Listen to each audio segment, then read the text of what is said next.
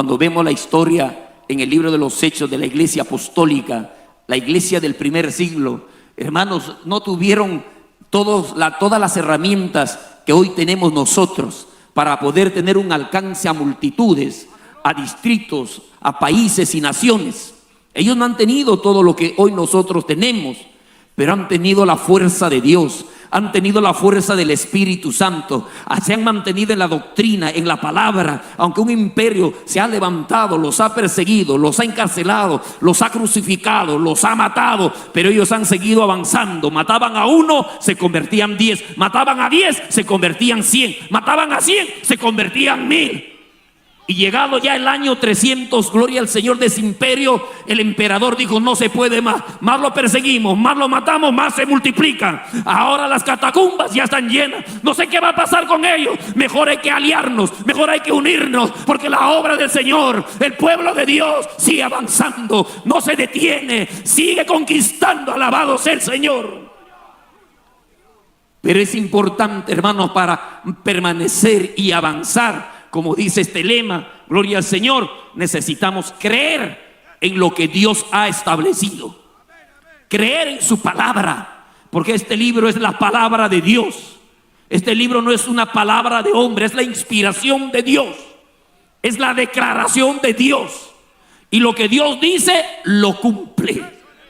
Nadie puede modificar, nadie puede alterar lo que Dios ha anunciado, lo que Dios ha profetizado usando la vida de los profetas.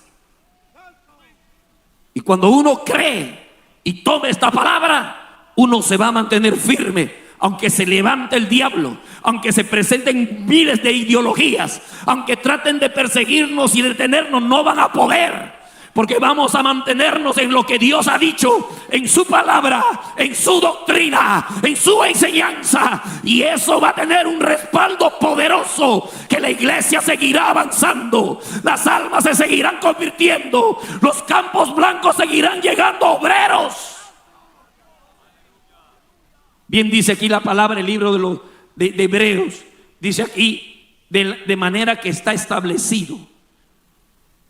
No lo ha establecido el hombre, lo ha establecido Dios. ¿Y qué ha establecido? Muchas cosas. Entre ellas dice que está establecido para los hombres que mueran una sola vez y después de esto el juicio. Ya está establecido eso. Lo dice el Antiguo Testamento, que hemos sido tomados del polvo y al polvo vamos a volver. Y el alma va a tener que presentarse delante de Dios. Eso quiere decir que un día usted y yo vamos a morir, porque ya está establecido. Esto no lo puede alterar la ciencia. Nadie lo puede alterar. Nadie puede decir: no, vamos a alterar estas cosas y vamos a crear hormonas y células para que el hombre sea eterno en esta tierra. No se puede.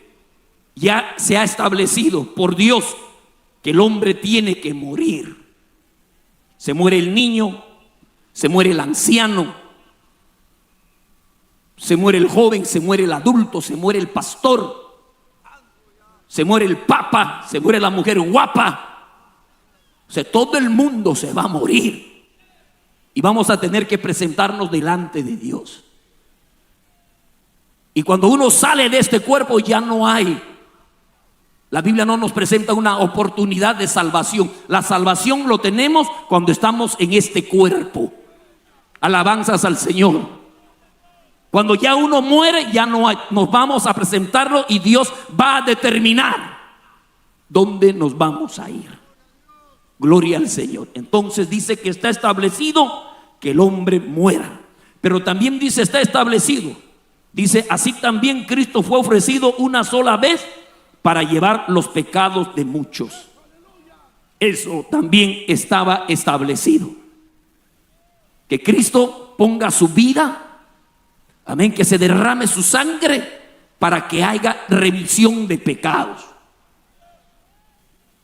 Por eso le dijo a sus discípulos allá en el Evangelio de Juan, en el capítulo 10, en el verso 18, le dice a sus discípulos: a mí nadie me quita la vida, nadie, sino que yo de mí mismo la pongo. porque tengo poder para ponerlo y tengo poder para volverlo a tomar. Luego añade, en la última parte de este versículo dice: este mandamiento lo recibí de mi Padre. O sea, esto es un mandamiento que Dios me ha dado, el Padre, y lo tengo que cumplir. Pedro en una oportunidad le quiso reconvenir, dijo: no, Señor, ¿cómo va a ser posible que te hagan tanto daño y que te golpeen? Porque el Señor anunciaba de su muerte y su resurrección. Y como que quiso reconvenirle, y el Señor le dijo: apártate de mí, Satanás. ¿Por qué no pones tus ojos en las cosas de Dios, en las cosas de arriba? Porque eso ya estaba establecido. Y aún en esa condición humana, terrenal, natural, porque el Señor fue 100% humano también. Tenía sed, tenía hambre, tenía sueño. Y en esa condición humana, gloria al Señor, amén, en esa naturaleza que se hizo hombre, porque Él es Emanuel, gloria al Señor, no, Dios con nosotros. Y en esa naturaleza, gloria al Señor, le dice al Padre en el Getsemaní, le dice: Padre, si es posible, pasa de mí esta copa. Y luego le dice: pero hágase tu voluntad, hágase lo que tú has establecido. Y eso está establecido, y por eso se cumplió ese derramamiento en la cruz del Calvario, y gloriosa su resurrección.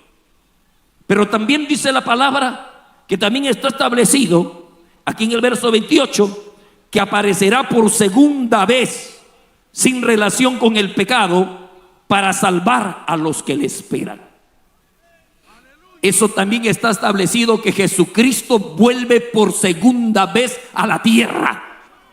Ya no para ser crucificado, no para ser golpeado, viene para ejercer autoridad. Por eso dice Apocalipsis capítulo 1 verso 7, dice la palabra que todo ojo lo verá. Todo ojo. Hoy ya nosotros tenemos la claridad, porque este acontecimiento será ya en Jerusalén. Pero ¿cómo podrá ver las personas que están en el Perú y los que están allá por Australia y por diferentes lugares del mundo y diferentes aldeas y pueblos y caseríos? Hermano, hoy la ciencia ha avanzado tanto que le facilita aún a las comunidades indígenas, allá por donde estoy trabajando, por Loreto, comunidades muy alejadas de la ciudad. Viajar por agua son como 24, 10, 8, 15 días para llegar a esas comunidades. Pero usted llega a esas comunidades y esas comunidades ya cuentan con internet. Y pareciera que uno estaría llegando a un lugar olvidado. No están olvidados ya. La tecnología, hermano, ¿cómo ha alcanzado todos esos lugares? Cristo vive para siempre. Y a través de estos medios y del satélite, nosotros sabemos que todo ojo va a contemplar cuando Jesucristo viene por segunda vez a la tierra.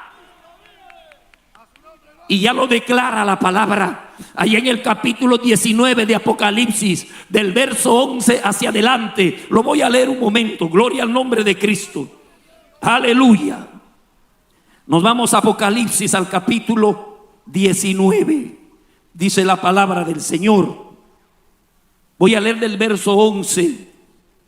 Dice la escritura: entonces vi el cielo abierto, y he aquí un caballo blanco, y el que lo montaba se llamaba Fiel y Verdadero, y con justicia juzga y pelea. Sus ojos eran como llama de fuego, y había en su cabeza muchas diademas, y tenía un nombre escrito que ninguno conocía sino él mismo. Estaba vestido de una ropa teñida en sangre, y su nombre es el Verbo de Dios. Y los ejércitos celestiales, vestidos de lino finísimo, blanco y limpio, le seguían en caballos blancos. De su boca sale una espada aguda para herir con ella las naciones, y él las regirá con vara de hierro, y él pisa el lagar del vino del furor y de la ira del Dios Todopoderoso. Y en su vestidura y en su muslo tiene escrito este nombre: Rey de Reyes y Señor de Señores. El apóstol Juan declara en el Evangelio de San Juan, él declara que Jesucristo es el Verbo de Dios. Aquí está hablando que Jesucristo vuelve por segunda vez a la tierra, y eso está establecido, quieras creer o no. Pero lo que dice el Señor lo cumple. Muchas profecías que se han dado se han cumplido, como fue el caso del rey Ciro de Persia, cuando profetiza Isaías. Isaías profetiza como unos 170 años antes que aparezca el rey Ciro de Persia. Isaías ya declara y dice que un rey, y da el nombre, mi ungido, dice, mi ungido llamado Ciro, dará la orden para que el pueblo judío vuelva a Jerusalén. Cuando él estaba profetizando Isaías, Jerusalén estaba intacto. Pero pasaron 100 años y entró Babilonia, entraron con los caldeos, sitiaron la ciudad, tomaron todo, quemaron, mataron, y los que quedaron vivos fueron llevados cautivos a Babilonia. Luego pasan unos 70 años, la monarquía babilónica pierde fuerza y toma el control los medos y los persas prevalecen, y es ahí donde aparece el rey Ciro, que da la orden para que los judíos vuelvan a reconstruir su ciudad. Alabado sea el Señor. ¿Quién lo profetizó? Isaías, inspirado por el Espíritu Santo, porque lo que Dios dice lo cumple. Y estamos viendo que Dios ha establecido cosas que nadie lo puede modificar, nadie lo puede alterar. Así que Cristo vuelve por segunda vez, y cuando Él vuelve, dice aquí la palabra, dice que va a ser acompañado por un ejército celestial que está vestido de lino fino, blanco y limpio. Le seguían en caballos blancos. ¿Quién es ese ejército? ¿Quién es ese ejército celestial? Es la iglesia. Eso quiere decir que algo grande se viene. Va a acontecer algo grande antes que Cristo venga literalmente por segunda vez, donde todo ojo lo verá. Quiere decir que la iglesia va a tener una reunión gloriosa con el Cordero, con aquel que ha derramado su sangre en la cruz del Calvario.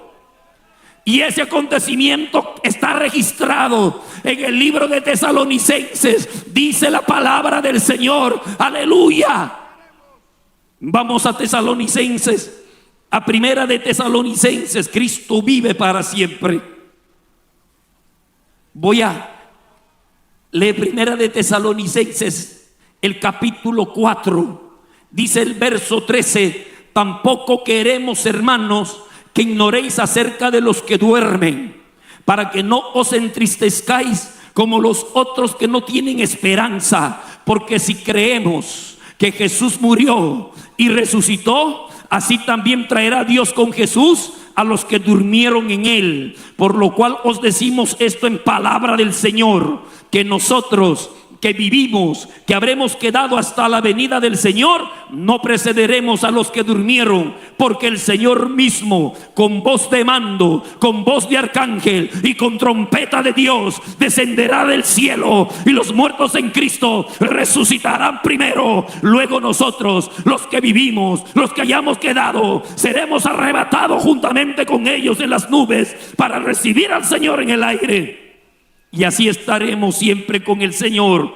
Por tanto, alentaos los unos a los otros con estas palabras. Esto es lo que nosotros estamos esperando. Se le declara a la iglesia de Tesalónica que viene un encuentro glorioso con el Señor, conocido como el arrebatamiento, conocido como el rapto de la iglesia. Y la iglesia sigue presente, entonces el mensaje sigue vigente. Eso es para nosotros. Se lo volvió a decir, se le dijo también a los corintios. Si usted va al capítulo 15, también se profetiza, se habla de este gran acontecimiento. Gloria al Señor. Si nos vamos al capítulo 15 del libro de Corintios, de primera de Corintios, alabanzas al Señor. Cristo vive para siempre. Y nos vamos al capítulo 15 del libro de primera de Corintios, y voy a leer el verso 50. dice la palabra del Señor. Gloria a Cristo. Pero esto digo, hermanos, que la carne y la sangre no pueden heredar el reino de Dios, ni la corrupción heredará la incorrupción. He aquí os digo un misterio: no todos dormiremos, pero todos seremos transformados. En un momento, en un abrir y cerrar de ojos, a la final trompeta, porque se tocará la trompeta y los muertos serán resucitados incorruptibles y nosotros seremos transformados, porque es necesario que esto corruptible se vista de incorrupción y esto mortal se vista de inmortalidad. El apóstol Pablo, que tuvo la experiencia de llegar al tercer cielo, porque él dice, no sé si es en el espíritu o en la carne, pero conozco a ese hombre que fue llevado al tercer cielo y recibió palabras que al hombre no les dado a conocer. Un hombre que estaba en una constante relación con Dios es el que recibe esta revelación y le envía a través de una carta a la iglesia de Corintio, le envía una carta a la iglesia de Tesalonicenses, hablando que viene un acontecimiento glorioso, el rapto de la iglesia, el encuentro con Jesús de Nazaret en el cielo. Por eso Cristo dijo: tranquilos, quedaos ustedes aquí, porque yo me voy a la casa de mi Padre, me voy para allá, voy a preparar moradas, porque en la casa de mi Padre hay muchas moradas. Pero este acontecimiento no solamente lo habló el apóstol Pablo, sino que lo habló también nuestro Señor Jesucristo. Y si nos vamos al Evangelio de San Lucas, al capítulo 17, y vamos terminando, gloria al Señor. Cristo vive para siempre. Abra su Biblia en el Evangelio de San Lucas, en el capítulo 17. Cuando los fariseos le preguntan al Señor cuándo había de venir el reino de Dios, el Señor le empezó a responder a esa pregunta.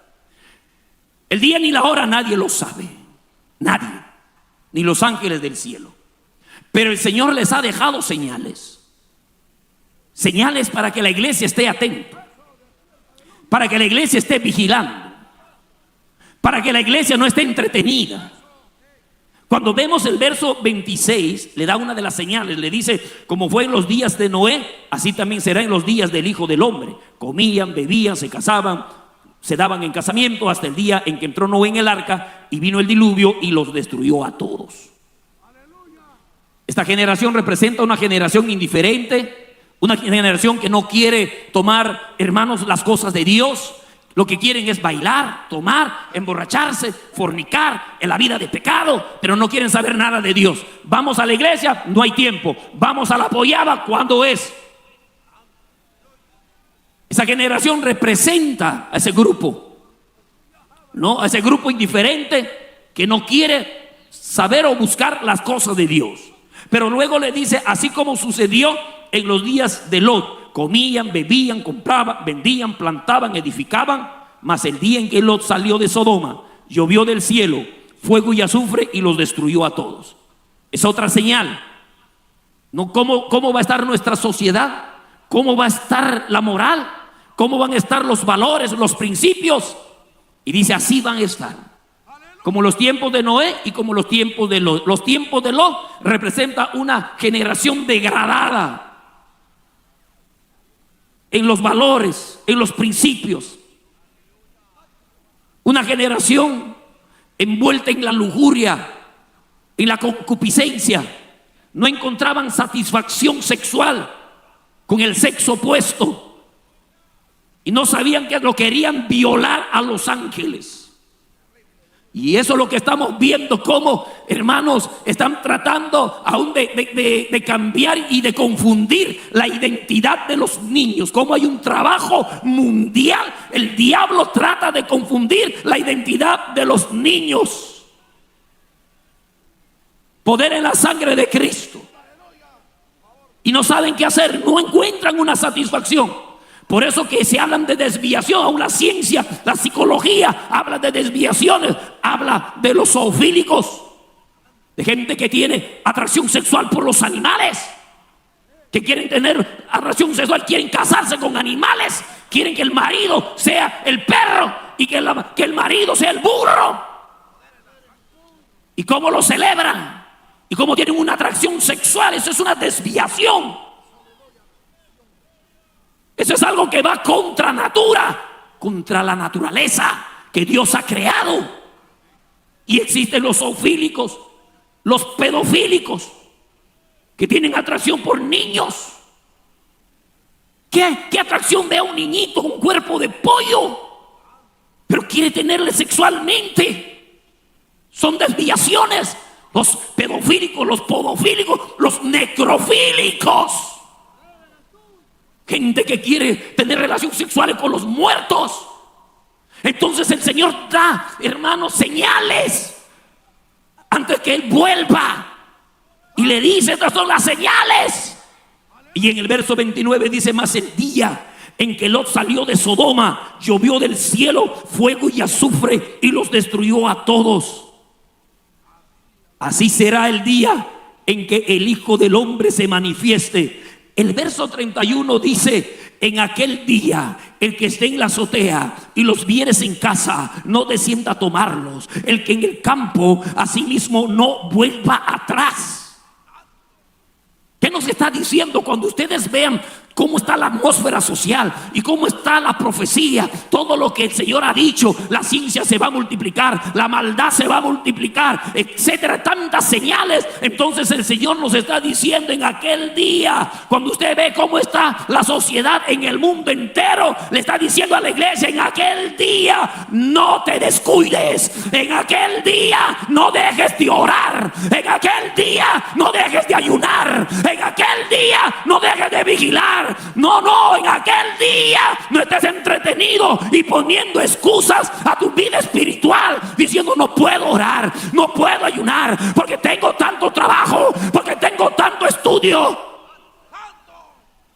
En aquel día no te entretengas. Sales del culto, si tienes el tiempo y la fuerza, tírate a orar. No agarres el celular para empezar a ver tus redes sociales y te pasas 1 hora, 2 horas, 12 de la noche, 1 de la madrugada. ¿Qué haces entretenido cuando deberías estar orando? ¿Quieres ser una generación que permanece? Porque si tú estás entretenido, tú no vas a permanecer. Si tú has descuidado tu vida espiritual, en cualquier momento el diablo te va a llevar. En cualquier momento el diablo te va a engañar. No importa quién eres, no interesa el título que tengas, no interesa la jerarquía social, política que hayas alcanzado. El diablo te va a engañar. Eso es el consejo y la exhortación de Dios, que nos está diciendo, no te descuides. ¿Qué haces tú en vez de orar? Estás mirando Netflix, estás mirando Disney, estás entretenido mirando el deporte y tantas cosas, cuando deberías orar, cuando deberías estudiar la palabra. Eso es el consejo de Dios, que no te descuides, que no bajes la guardia, porque no vamos a poder avanzar, hermanos, con métodos humanos. Con estrategias humanas no se va a avanzar. La iglesia avanza de rodillas. La iglesia avanza con el poder del Espíritu Santo. Queremos ver la gloria. Queremos que esta gloria se siga manteniendo. Queremos que esta gloria aumente más.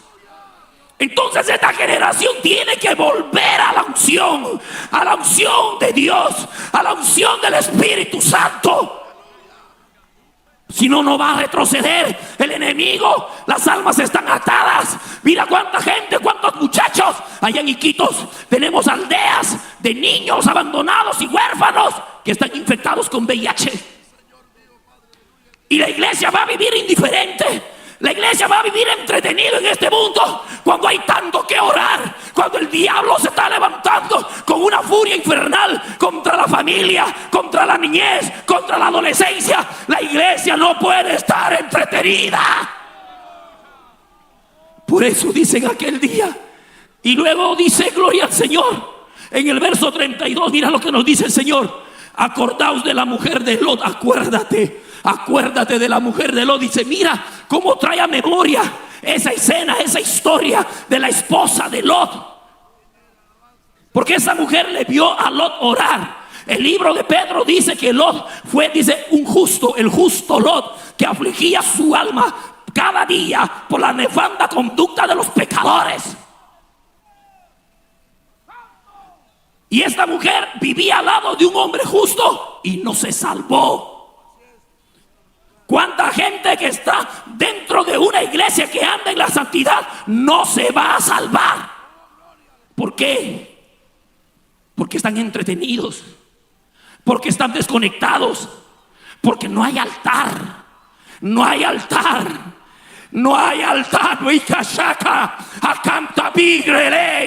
No hay altar, no hay oración. Hay entretenimiento, hay Facebook, hay Instagram, hay YouTube, hay tantas cosas, pero no hay altar. Esa mujer miraba como este hombre oraba.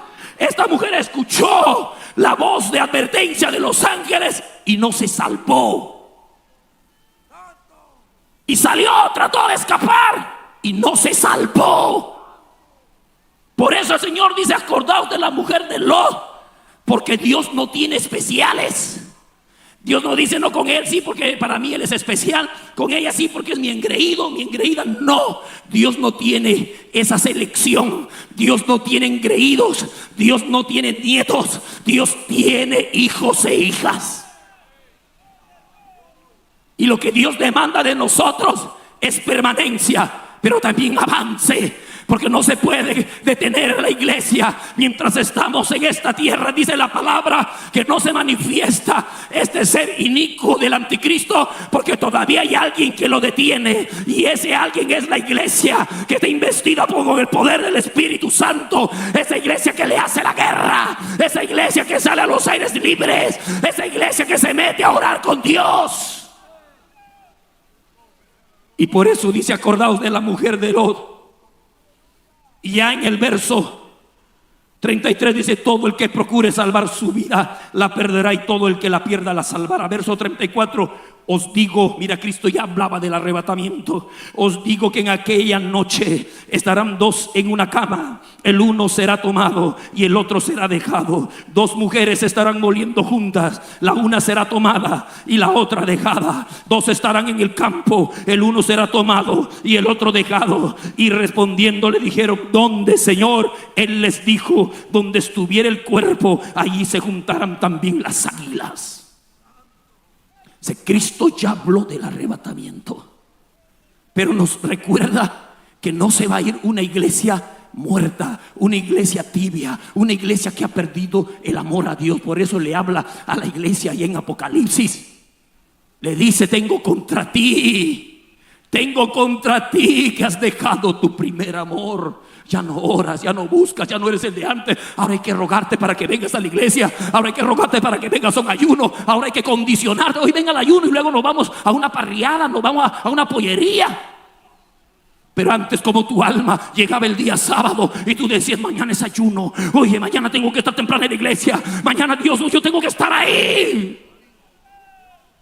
Porque el Señor va a levantar a una iglesia que está conectada con Él, a una iglesia consagrada. Y termino con este texto de Apocalipsis capítulo 19. ¿Para dónde se va la iglesia? ¿Qué va a suceder con esa iglesia que se mantiene firme, que permanece? Una iglesia, una generación que permanece y está avanzando, no está detenida. Entonces dice Apocalipsis capítulo 19, el verso 6 dice: y oí, gloria al nombre del Señor, y oí como la voz de una gran multitud, como el estruendo de muchas aguas, y como la voz de grandes truenos que decía: aleluya, porque el Señor nuestro Dios todopoderoso reina. Verso 7: gocémonos y alegrémonos y démosle gloria, porque han llegado las bodas del Cordero y su esposa se ha preparado, y a ella se le ha concedido que se vista de lino fino, limpio y resplandeciente, porque el lino fino es las acciones justas de los santos. Y el ángel me dijo: escribe: bienaventurados los que son llamados a la cena de las bodas del Cordero. Y me dijo: estas son palabras verdaderas de Dios. Si hoy sonare la trompeta, ¿estás dispuesto? ¿Estás listo, preparado para volar, para irse con el Señor? Tú te conoces. Yo no te conozco, Pero tú sí conoces cómo está tu condición, cómo has llegado a esta confraternidad. Tu esposa te conoce y tu esposa dice: tú no eres el de antes. Tú has bajado la guardia. Tu esposo te conoce. Póngase de pie en el nombre de Jesús. ¿Quieres permanecer y avanzar? ¿Quieres ser parte de esa generación? Crea la palabra, no te sueltes de ella. Como dijo David o el salmista: tus dichos lo he atesorado en mi corazón. Si quieres venir aquí al altar, acércate a renovar tu compromiso con Dios, a entregarle tu vida a Cristo, a pedirle perdón, porque por ti se hizo esta actividad. Todo lo que usted vio aquí, todo lo que se movió y se armó, toda la logística de este lugar que es tan compleja, el Señor lo hizo por ti.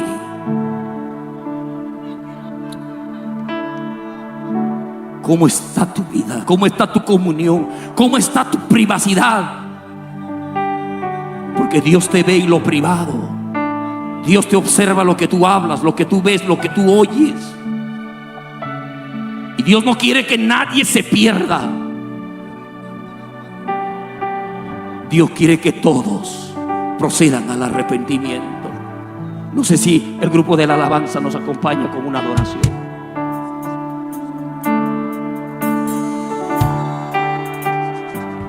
El Señor está aquí. Y si estás enfermo, ven, que vamos a orar por ti. Si tienes desahuciada, acércate, porque Dios sigue haciendo milagros. Él sigue sanando enfermos. Si estás atado en algún vicio, en la droga, en el alcohol, en la pornografía, acércate y dile a Dios que rompa tus cadenas. Si hay una aflicción, un dolor, una angustia, has perdido la paz, el sueño, estás entrando en un estado de depresión, acércate. Tu preocupación, tu problema te está impactando, te está hundiendo, pero